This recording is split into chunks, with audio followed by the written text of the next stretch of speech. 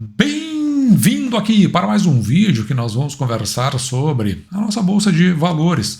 Sempre que aparecem esses dois símbolos da interrogação e da exclamação, é porque eu venho aqui nos vídeos responder as perguntas que são feitas no canal e trocar uma ideia. Na verdade, não que eu responda exatamente as perguntas, o que eu quero dizer é que eu acabo trocando uma ideia, dou um ponto de vista e, evidentemente, que muitas colocações aqui no canal elas vêm sempre a título de opiniões e nós sempre levamos em conta essas opiniões porque às vezes ali pode estar um detalhezinho que nós não percebemos. Isso nos ajuda lá no final de contas, no final das contas, nas nossas tomadas de decisão na carteira aqui do canal. Hoje é dia 9 de 3 de 2024, portanto manhã de sábado, agora são 10h42. Aqui está um tempo nublado, vai ter um momento, eu acho que eu vou acabar mostrando o que tem aqui pela janela para que você tenha uma ideia de como fica o clima aqui e a evolução do clima durante a apresentação dos vídeos, né? Hoje está um clima bastante interessante porque ele fica mais ou menos esmaecido dado o fato de estar muito nublado e tá de vez em quando uma chuva que vem aí para arrefecer uma temperatura que já teve bastante alta nos últimos tempos. Eu estava até inclusive fazendo um vídeo, ele falava sobre a maneira assim como a gente vem a se comportar dentro do mercado. Se fala muito em disciplina, em persistência, e parece que o mercado nesse momento está testando muita persistência. Mas como o vídeo acabou ficando muito complexo, eu precisei trocar por esse e responder as perguntas do canal. Na verdade, eu pego as informações, elas vêm todas aqui no celular, ele está programado para me mostrar informações que são gerais da bolsa, aquilo que eu acho relevante eu vou separando e aquilo me ajuda a construir uma ideia. E depois na ideia eu vou colocando de uma forma ordenada, de maneira que eu monto uma pauta e assim eu começo a discutir o assunto e é dali que saem essas informações.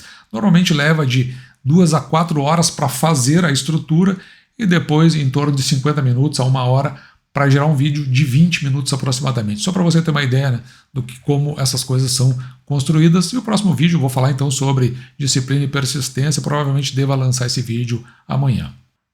Mas para o vídeo de hoje eu vou falar aqui sobre as questões que foram levantadas no canal, apontando o que foi colocado e como eu me posiciono, a visão que eu tenho e que eu tento compartilhar aqui com você.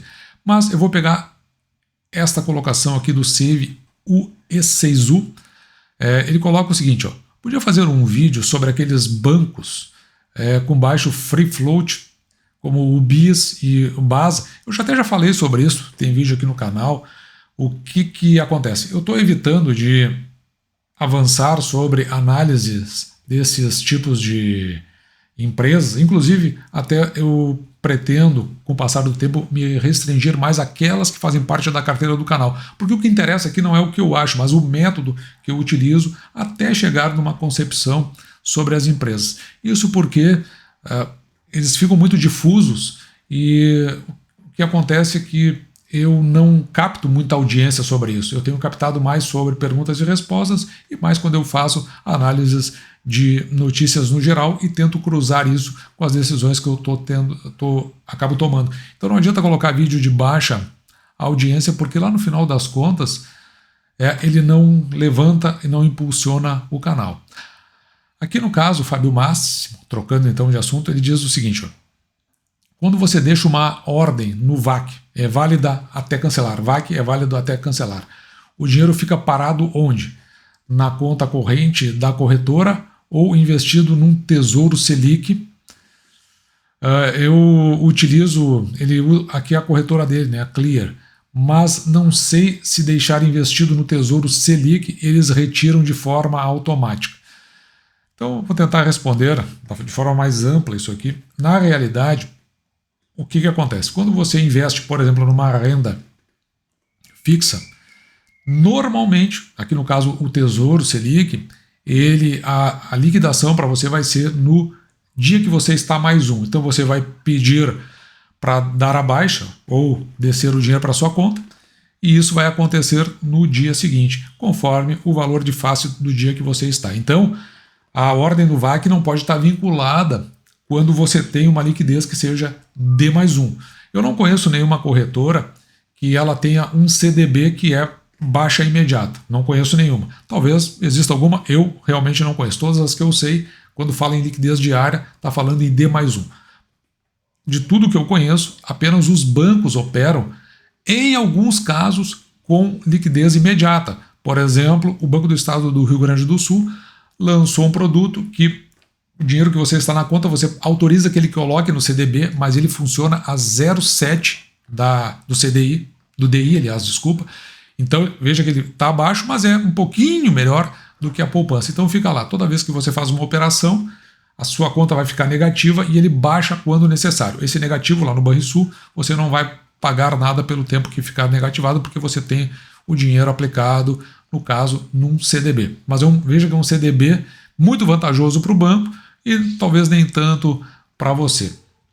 No caso, quando eu trabalho com VAC, ou faço uma ordem que vale até cancelar, eu deixo na conta da corretora aquele valor que vai ser liquidado caso a ordem seja executada. Então é isso que eu faço. Quando você for realizar uma ordem que vale até o cancelamento, você precisa ter, então, essa reserva colocada lá. Essa ordem, válida até cancelar, ela não é normalmente uma boa ordem. É um negócio, valores pequenos que você deixa ali, normalmente eles estão atrelados àquilo que é a sua aplicação, ao seu investimento, o regular. Aquele que você faz todo mês, por exemplo, você tem R$500 para investir. Então você já deixa aquele 500 separado, bota a ordem no VAC conforme. Também não adianta querer botar uma ordem válida até cancelar, esperando que a ação vai despencar de uma forma absurda. Não, aí você vai, de fato, acabar perdendo dinheiro.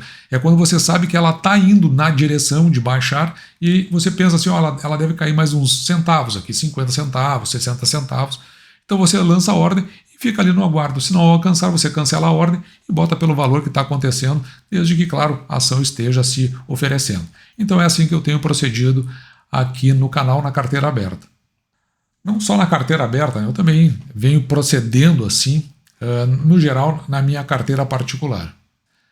Eu fiz um vídeo um tempo atrás que era sobre fuga de capital e o Gismael Mendro ele fez a seguinte colocação, é que na opinião dele, o que estava acontecendo lá na época é que essa fuga de capital eram valores que estavam saindo, isso aí, se eu não me engano, foi ali entre o final do mês de janeiro e início do mês de fevereiro.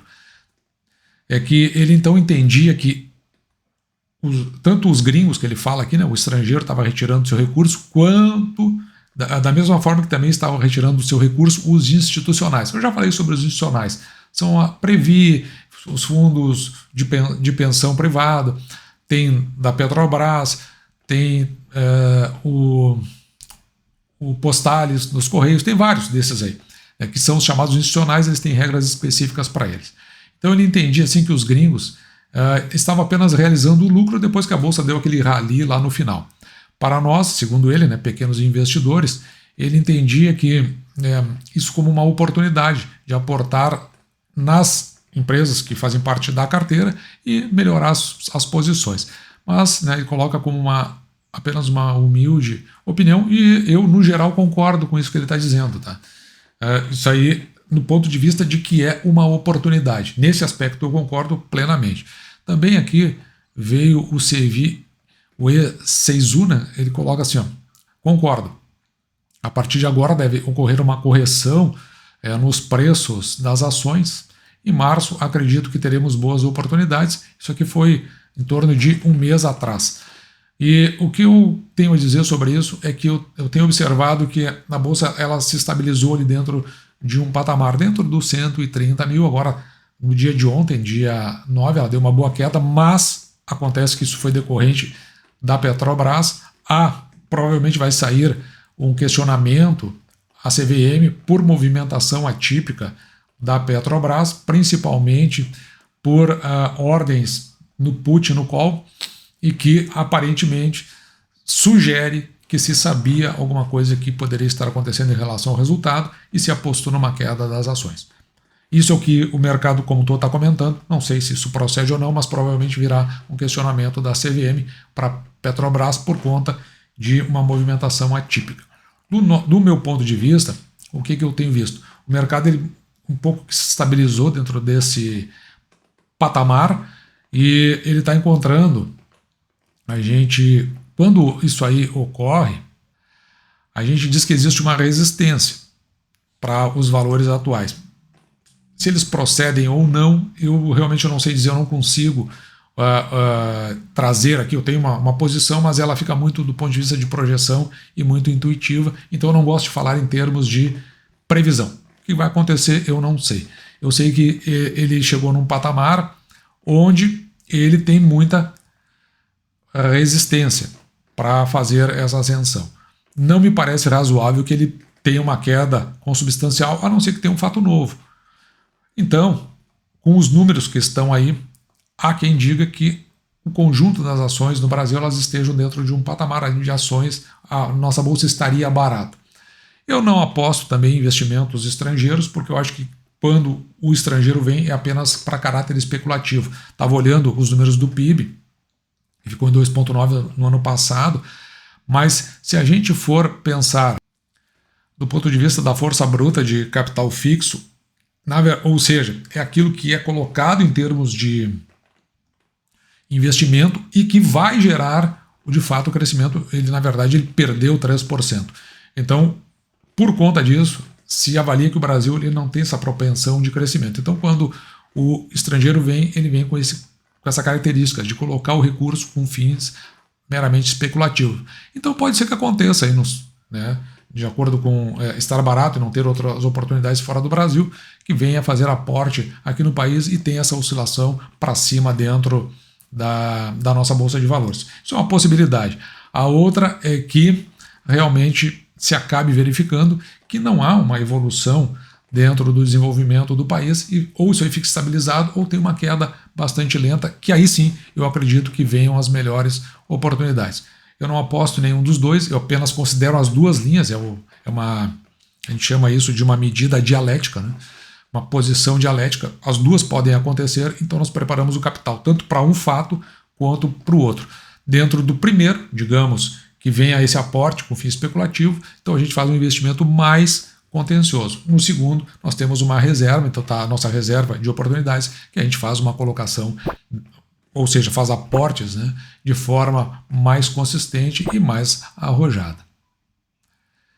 E assim, eu espero ter respondido todas as questões que foram colocadas aqui no canal, essas mais relevantes, e outras que virão. Você coloque o seu comentário, faça o comentário sobre isso, é importante, e logo em seguida, no próximo vídeo, a gente vem aí a trocar essa ideia nesse segmento de vídeos que é chamado Toques da Bolsa. Já chega o vídeo de número 107, onde é muito importante qual é a sua posição, o que você pensa, como você enxerga, porque isso pode ajudar a mim também nas minhas tomadas de decisão, mas também sempre que a gente levanta um vídeo para todos aqueles que acompanham o canal. Dito isso, vou ficando por aqui, espero que você tenha gostado, me despeço de você, desejando que você fique com Deus e deixando, como sempre, o meu grande abraço.